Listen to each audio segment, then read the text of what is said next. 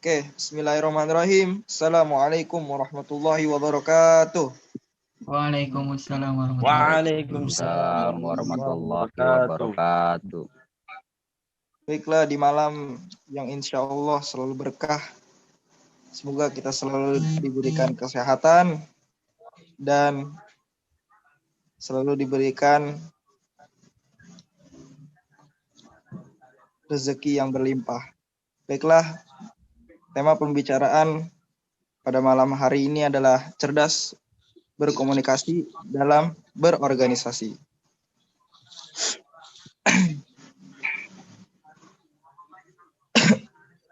Baiklah, saya di sini Yusuf Hidayatullah sebagai moderator akan menyampaikan sedikit narasi untuk mengawali diskusi pada malam hari ini.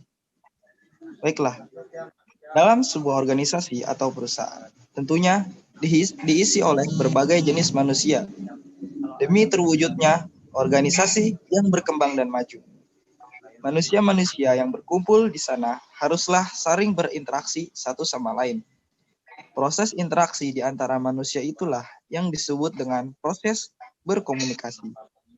Komunikasi yang baik adalah komunikasi yang menghasilkan kesamaan pendapat di antara para pelakunya. Semua proses komunikasi bisa saja gagal jika para pelakunya justru malah saling salah paham, bahkan hingga mengalami ketegangan. Inilah yang disebut dengan miskomunikasi. Nah, jika komunikasi di dalamnya berlangsung dengan baik, maka organisasi tersebut dapat berkembang dan maju. Sebuah proses komunikasi dapat berhasil jika dilakukan dengan efektif. Proses komunikasi dikatakan sebagai efektif jika orang yang bertugas sebagai penyampai pesan atau komunikator dapat menyampaikan pesan-pesan yang dimaksud kepada audiens atau penerima pesan atau yang disebut dengan komunikan dengan baik. Artinya, pesan tersebut disampaikan oleh komunikator kepada komunikan yang dimengerti dan dipahami secara utuh oleh komunikan tersebut. Jika pesan disampaikan dengan baik, maka komunikan akan memberikan umpan balik yang sesuai dengan harapan komunikator.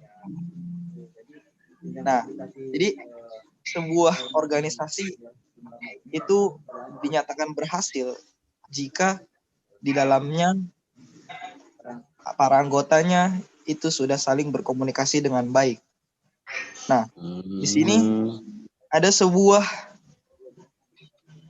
keefektifan yang harus dilakukan oleh para anggotanya, ya. Salah satunya komunikasi, ya. Jadi di dalam berkomunikasi, di dalam organisasi, anggota-anggota di dalamnya harus saling berkomunikasi dengan efektif. Nah, maka dari itu saya akan mengoper kepada saudara Muhammad Rifki untuk menyampaikan pendapatnya terkait apa saja yang membuat komunikasi kita itu efektif di dalam berorganisasi. Baiklah, untuk saudara Muhammad Rifki, saya berikan waktunya. Baik.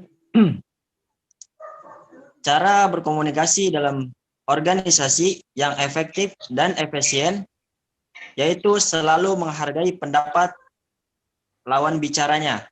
Dengan berkomunikasi, setiap manusia memiliki keunikan karakternya masing-masing. Maka perbedaan akan selalu menjadi keniscayaan. Berbeda pendapat atau cara pandang adalah hal yang lumrah dan yang bisa terjadi di mana saja, termasuk di dalam lingkungan perusahaan atau organisasi. Caranya adalah dengan saling menghargai. Dengan menghargai sesuatu yang berbeda, maka akan timbul suatu sikap toleransi. Dengan adanya sikap toleransi, maka akan semakin mudah untuk dilakukan untuk bermusyawarah jika ada perbedaan pendapat atau cara pandang di dalam sebuah tim dalam organisasi.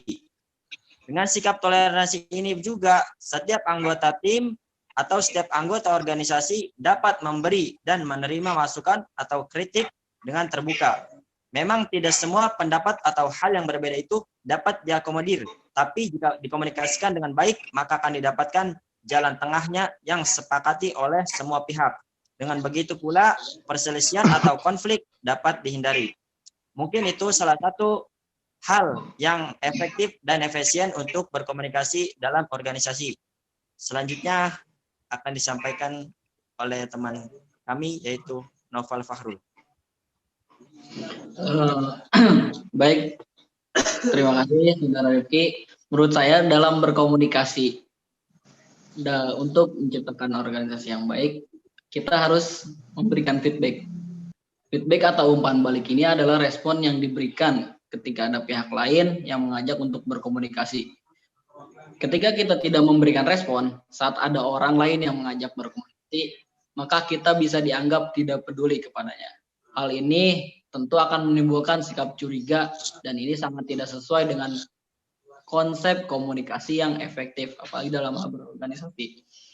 Umpan balik atau feedback ini adalah salah satu komponen penting dalam komunikasi efektif. Tanpa feedback, maka sudah pasti sebuah proses komunikasi tidak berjalan dengan baik. Selanjutnya, bagaimana dengan pendapat yang lain? Baiklah. Ya, menurut saya, Tunggu, baiklah. Terima kasih kepada Saudara Muhammad Rifki dan Noval Fahrul ya. Jadi pada intinya yang disampaikan oleh Muhammad Rifki itu tentang bagaimana caranya kita harus saling menghargai pendapat ya, untuk saling menghargai pendapat satu sama lain agar tidak menjadi miskomunikasi dan menciptakan komunikasi yang efektif. Dan poin dari Saudara Noval Fahrul ya, jadi kita untuk mencapai suatu komunikasi yang efektif, kita harus memberikan feedback atau umpan balik, atau bisa dibilang itu simbiosis mutualisme, yaitu saling menguntungkan satu sama lain. Nah, dari itu sekarang saya akan meminta pendapat dari teman-teman yang lainnya. Saya oper lagi ke audiens. Barangkali Muhammad Siddiq Hilaluddin ingin menyampaikan pendapatnya. ya, jadi menurut saya komunikasi yang efektif itu berbicara secara langsung. Zaman sekarang tuh kan komunikasi kan lewat media sudah ada ya, sudah bisa gitu. Tapi komunikasi yang lebih efektif itu kita berbicara langsung gitu. Karena itu mengurangi resiko dalam berkomunikasi itu. Apalagi kita misalkan lewat perantara gitu. Lewat perantara itu ketika salah persepsi itu bahkan akan menimbulkan masalah yang lebih besar itu. Begitu, menurut saya sih gitu. Oke, baiklah. Sangat singkat, padat, dan jelas ya, Saudara Muhammad Siddiq Hilaluddin ya. Ya, saya mendapatkan poinnya yaitu berbicara langsung ya, atau face to face ya. Karena dengan hanya chat atau nitip ke orang lain itu bisa menjadikan miskomunikasi antara satu sama lain. Bukan begitu, Saudara Muhammad Siddiq? Ya mungkin seperti itu. Oke. Baiklah. Sekarang saya akan oper untuk pada Saudara Ilham Fadliansyah untuk menyampaikan pendapatnya terkait komunikasi yang efektif dalam berorganisasi. Oke. Ya, tentunya dalam berkomunikasi di dalam organisasi itu perlu dibutuhkan yang namanya sinkron. Ya, sinkron di sini maksudnya adalah menyesuaikan antara perkataan yang kita keluarkan dari mulut dan perbuatan yang apa kita lakukan sehari-hari.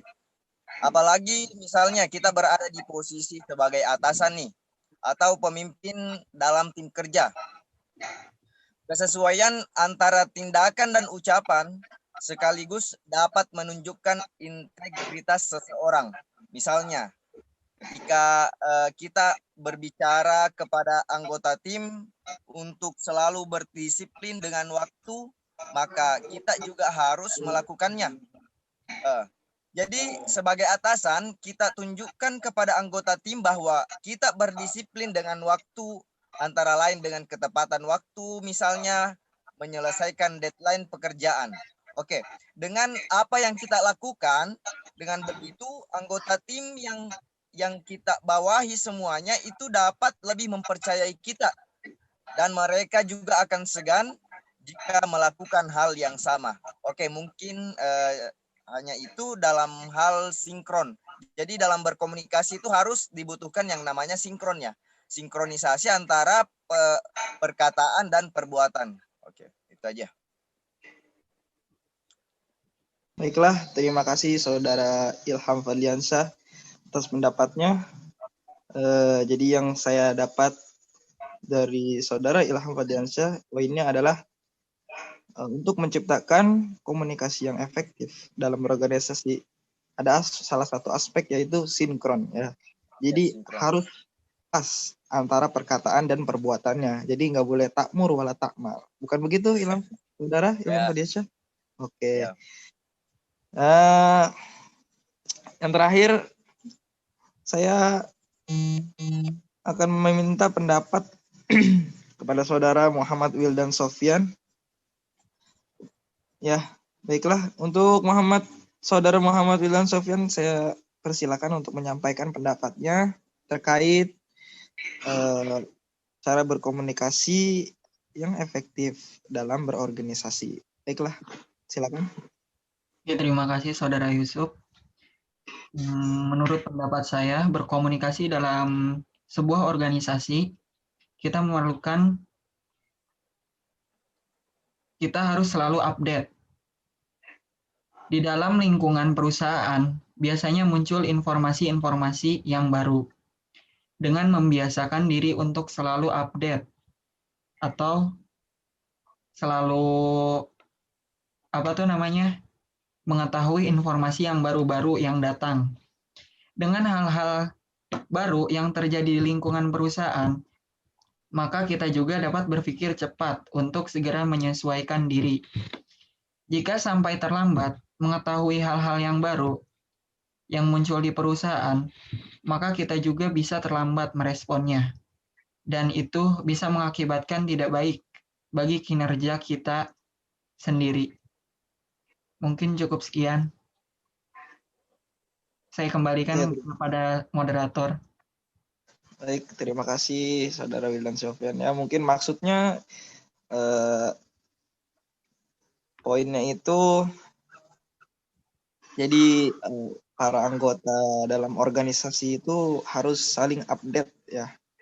Jadi dia tidak ketinggalan zaman atau kurang update ya, karena itu bisa menciptakan salah satunya yaitu miskomunikasi antara satu sama lain, entah yang satunya lagi tidak mengetahui informasi yang terbaru dan satunya lagi tahu informasi terbaru, jadi saling bertolak belakang. Nah, dari itu di sini kita mendapatkan beberapa aspek dari dari teman-teman kita pada malam kali ini ya. Yang pertama yaitu selalu menghargai pendapat. Yang kedua yaitu memberikan feedback atau umpan balik satu sama lain. Yang ketiga itu berbicara langsung atau face to face terhadap satu sama lain. Dan yang keempat yaitu sinkronisasi antara perkataan dan perbuatan. Dan yang terakhir yaitu selalu update ya, setiap antar individu ya harus selalu update. Nah, ya saat ini banyak juga organisasi itu yang menawarkan pelatihan ya untuk menjadikan anggotanya saling berkomunikasi yang efektif satu sama lain. Nah, pelatihan itu atau kajian-kajian itu sangat penting diikuti oleh para anggota organisasi tersebut untuk menciptakan organisasi yang lebih baik dan anggota-anggota yang bisa saling berkomunikasi efektif satu sama lain. Nah, ya maka dari itu kita sudahkan aja diskusi pada malam hari ini karena kita sudah mendapatkan poin-poin untuk menciptakan organisasi itu sebagai organisasi yang baik dalam berkomunikasi ya. Baiklah, saya sebagai Yusuf Hidayatullah sebagai moderator pada malam hari ini cukup sekian. Assalamualaikum warahmatullahi wabarakatuh. Waalaikumsalam warahmatullahi wabarakatuh. Udah simpan.